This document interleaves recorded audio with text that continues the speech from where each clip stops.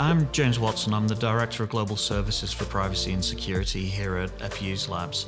And today I'm wanting to talk a little bit about the changes to the SAP license model that are coming in as part of the S4 and RISE process, and how we can help actually impact assess and help reduce that license cost with the use of our partner solution, Ceridian.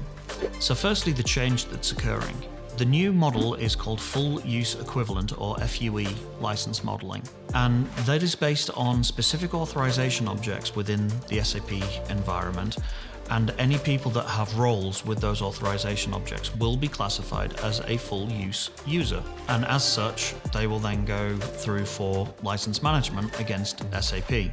So in many cases, you may have employees that have roles from previous jobs within the organization, and those roles have never been removed. They will possibly have role setups where you have quite complex roles for a finance user. But actually, if we created some segregation of duty to be able to say, well, actually, how often are you using that authorization versus the normal? You may have some team splits where you could say, well, one user does need that advanced usage, they're using it daily.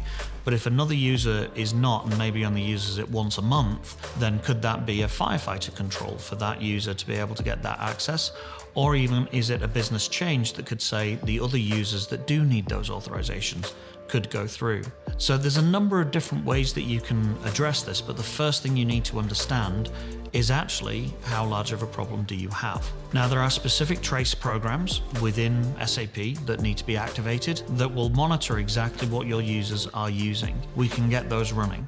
Once they've been running for a long enough period of time, we can hand over to our partner solution, Ceridian, where they will ingest the information from those logs. They'll do an analysis for you, and they'll present back to you the FUE cost. They'll tell you what your FUE count is. Ceridian also then have specific rule sets designed to be able to help advise on how to reduce those FUE license costs.